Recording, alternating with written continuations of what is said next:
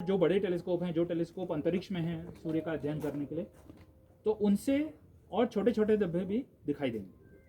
और अभी हमें सूरज का एक तरफ का हिस्सा दिखाई दे रहा है, जो पीछे की तरफ होगा उस पर भी कुछ धब्बे होंगे।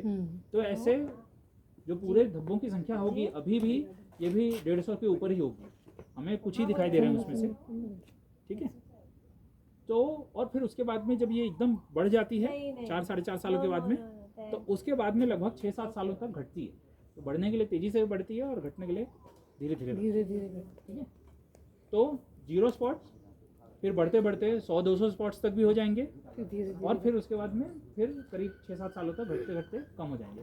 तो ये जो पूरा कम से ज़्यादा और वापस कम, ये जो पूरी अवधि है, ये पूरा मिलाकर लगभग 11 साल की अवधि होती है, और इसको एक सौर चक्र कहते हैं, ठीक है, सोलर साइकिल, ठीक है, याद रहेगा।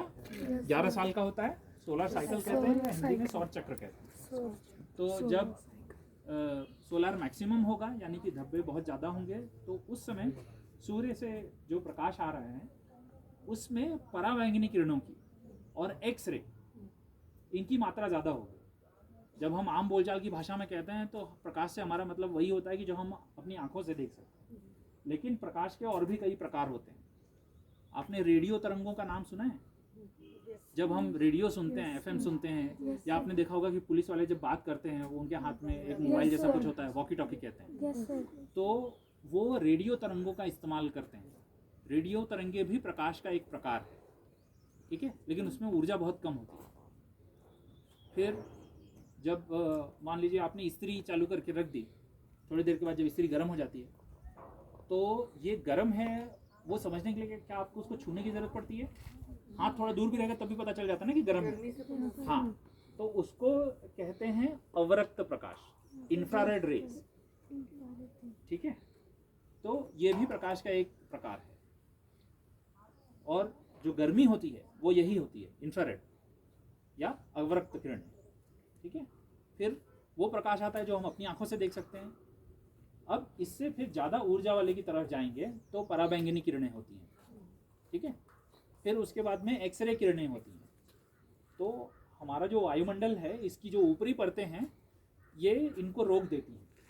जो पराबैंगनी किरणें हैं और एक्सरे हैं उनको रोक देती हैं, और वो रुक जाते हैं, वो अच्छा है। नहीं तो अगर वो धरती पर आते हैं तो हमें उससे त्वचा की कई बीमारियां हो सकती थी, कैंसर वगैरह भी हो सकता था। तो हमारा जो वातावरण है, जो वायुमंडल की ऊपरी परतें हैं, वो हमें बचाती हैं इनसे।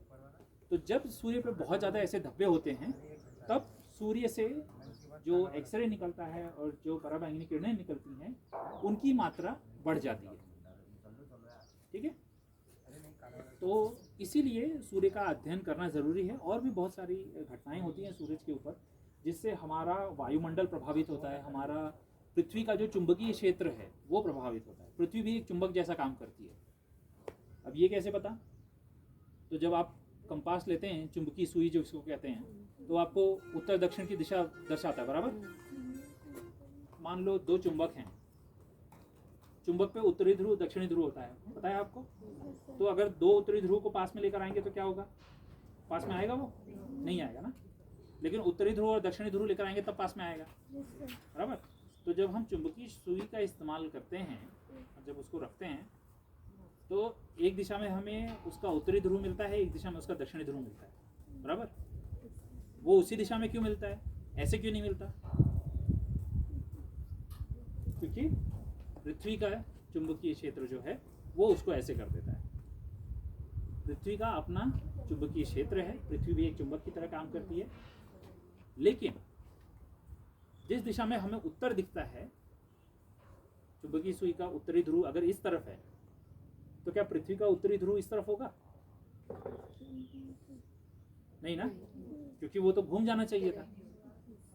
तो पृथ्वी के चुंबक का जो उत्तरी ध्रुव है वो पृथ्वी के भौगोलिक दक्षिणी ध्रुव के पास में है, और पृथ्वी का जो चुंबकीय दक्षिणी ध्रुव है वो पृथ्वी के भौगोलिक उत्तरी ध्रुव के पास में है।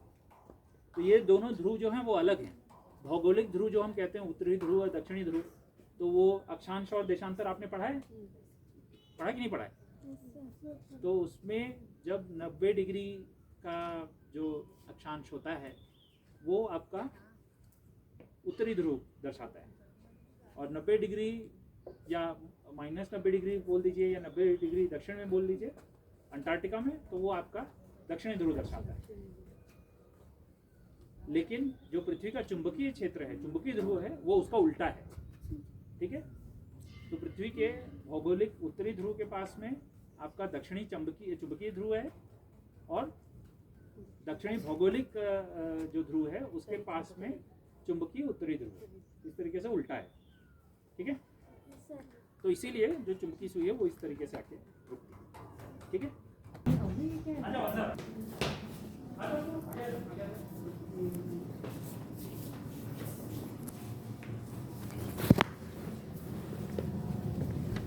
तो आप सब लोगों ने इंद्रधनुष देखा है कभी? किसी ने इंद्रधनुष नहीं देखा है? नहीं देखा तो आपको इंद्रधनुष दिखाओ। तो इंद्रधनुष कैसे बनता है, किसी को पता है? हाँ? तो बारिश की बूंदें जब गिरती हैं, जब बारिश हो रही होती है, तो बारिश की बूंदें एकदम गोल नहीं होती है। देखा है आपने कि थोड़ी सी धूप भी होती है लेकिन बारिश भी होती है। तो जब तो बारिश होनी चाहिए, धूप होनी चाहिए, यानी कि सूरज दिखाई दे रहा हो, और सूरज क्षितिज के बहुत पास होना चाहिए। तब क्या होता है, सूरज की रोशनी जब ऐसे जाती है तो बूंदों का जो ऊपर का हिस्सा होता है शंकु के आकार का, उसमें से जब रोशनी निकल के जाती है तब वो अलग अलग रंगों में बट जाती है। और सफेद प्रकाश में 7 रंग होते हैं। ठीक है, लाल होता है, नारंगी होता है, पीला होता है, हरा होता है, नीला होता है, बैंगनी होता है। तो ऐसे 7 रंग आपको दिखाई देंगे। ये जो मेरे हाथ में है इसको कहते हैं स्पेक्ट्रोस्कोप। स्पेक्ट्रम मतलब होता है वर्णक्रम। ये जो 7 रंग होते हैं उसी को स्पेक्ट्रम कहा जाता है। ठीक है, तो इसका इस्तेमाल प्रिज्म कहते हैं। ठीक है, तो प्रिज्म जब इस्तेमाल करेंगे तब उसमें से भी रोशनी निकलती है।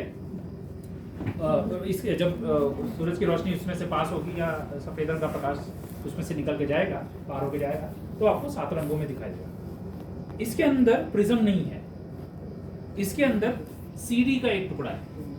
अब सीडी क्या है, किसी को पता है? पास होती है, मतलब 1 सेंटीमीटर में 100-150 से भी ज्यादा होंगी। तो इतने घने ये होने पर वो एक विशेष प्रकार के कोण पर जब उस पर लाइट आती है तो वो अलग अलग रंगों में बिखर जाएगी। कभी आपने देखा है कि बरसात के समय पे, खासतौर पे सड़क पे होता है कि वगैरह कुछ, तो उसमें अलग अलग रंग दिखाई देते हैं। तो उसी तरीके से ये होता है। उसमें जो प्रक्रिया होती है वो थोड़ी अलग हो रही होती है, इसमें जो प्रक्रिया है वो थोड़ी अलग है, लेकिन इसमें भी आपको कलर दिखाई देंगे। तो यहाँ पे एक छोटा सा छेद है, इससे आपको देखना होगा, और ये ऊपर वाला जो छेद है ये किसी भी लाइट की तरफ होना चाहिए। तो एकदम ऐसे